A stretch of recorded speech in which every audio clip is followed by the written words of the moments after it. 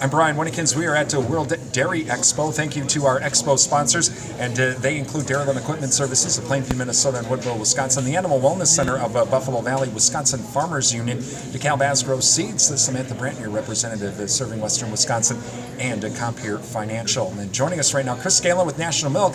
And in our video segment on the radio side, we talked a little bit about immigration and NAFTA. And on our video side here, we're going to talk a little bit about the Farm Bill and the Dairy Margin Protection Program, the MPP program. And Chris, when the MPP program first came out, National Milk, pretty big proponent, really pushed it. We did get the MPP program, but there were some unintended consequences, I guess is what you could call it, or there's some things that were missing. And so now we got to kind of fill in the blanks or fill in the holes. Sure. The program is not working the way that we intended, Brian. It does not properly calculate the cost of feed that dairy farmers experience. It also is off the mark a little bit on the milk price calculation. So when you look then at the margin that farmers are ensuring through this program, it's not a true representation of the real margin at the national level or even at individual levels. So that's been our message here to USDA the past couple of years, and then also to Congress, because if this program is going to be fixed, and it needs to be, ultimately those changes have to come from Congress, not just USDA. Now, obviously, Chris, with changes comes costs, and in this political climate we have right now, okay, so what's the countervailing cut so we can cover that? Is that something that Congress is trying to work on, or National Milk's trying to say, okay, here's how we maybe can do this?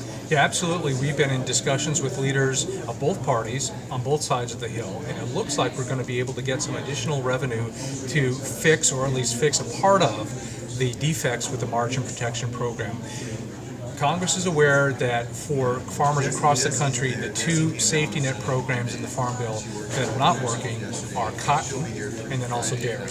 And so it looks like if the stars and planets align even before the end of 2017, we will get some additional resources appropriated by Congress to deal with both the cotton program as well as dairy. And for dairy, that may mean more affordable premiums, some changes in the frequency with which the margin is calculated.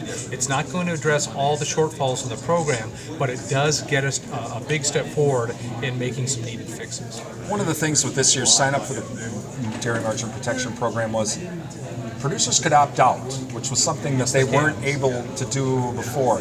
Is there concern about, well, if too many people opt out, we're not going to have, the system just won't work? Right. Well, obviously USDA is listening to a lot of the disgruntled voices out in the country, and for those who think that even spending $100 a year for catastrophic coverage, they don't want to do that, they don't want to write that check, and so for 2018, farmers are not on the hook for that $100. You know, our position is that's not a lot of money to get catastrophic coverage, and yes, the $4 margin hopefully will not be breached at all, again, anytime in the near future. It was, though, in 2012 when we saw really high feed prices, and it certainly was in 2009 when milk prices collapsed along with a lot of the rest of the economy. So it's not outside the realm of possibility that at some point in the future that $4 margin coverage will be needed. Again, if we get some additional resources for the program, Brian, then the program will become even more valuable. Our point is, you know, for $100, that's not really gambling a lot of money to provide at least some basic level of protection for farmers across the country. Talking with Chris Galen. Finally, Chris, before we let you go, National Milk obviously has done a lot over the years with the CWT program, and it's really been kind of picking up here the pace on exports. Like you've seen a lot of export announcements, especially for cheese and all of that. Yeah. Is this a surprise that it's picked up that much? Because I've been hearing, well, demand is Yeah. So was there a surprise that it's really starting to ramp up? It's a double-edged sword, because on the one hand, when milk prices are high and therefore prices of cheese and butter are high, you don't necessarily need as much activity from CWT because the market's clearing on its own. What we have seen here this year, and really the last couple of years, Brian, is that every time we seem to make progress with higher prices at the Chicago Mercantile Exchange for cheese and butter, then a few weeks later or a month or two later they slip back. So it's been 2 steps forward, 1 step back, or sometimes 1 step forward, 1 step back. CWT helps helps U.S.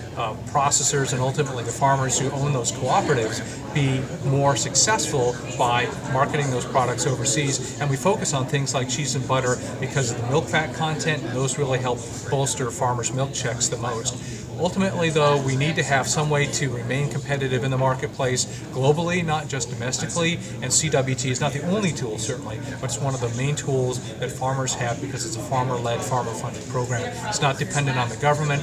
It's something that we can manage ourselves. And maybe you may not know offhand, but I think one of the last announcements, it's like 500 million pounds of milk. I mean, that's a lot of milk. Yeah, so far through September, we've exported the milk equivalent of, like you said, 500,000 or 600,000 pounds of milk, over 500 million pounds. When you look at how much milk production is going to increase this year, certainly it's going to be more than 500 million pounds, but by finding a home for products that otherwise might not have been sold, we're helping keep some of the pressure off those products coming back to the domestic market and sitting there and putting downward pressure on farmers' milk checks. I know in the past, the program kind of tried to do an economic analysis.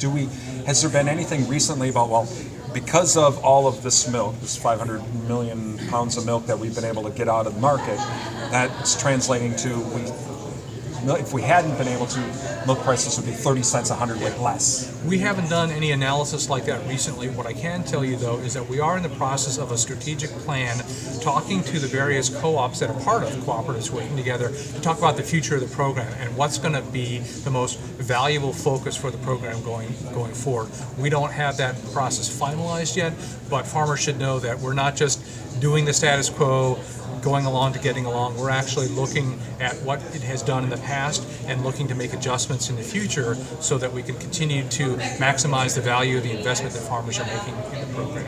All right, well, again, Chris Galen with the National Milk Producers Federation. A lot of stuff happening, of course, in the dairy industry, especially in Washington, D.C. as well. We are at World Dairy Expo. I'm Brian Winnikins for Real Country 1430 WRGN.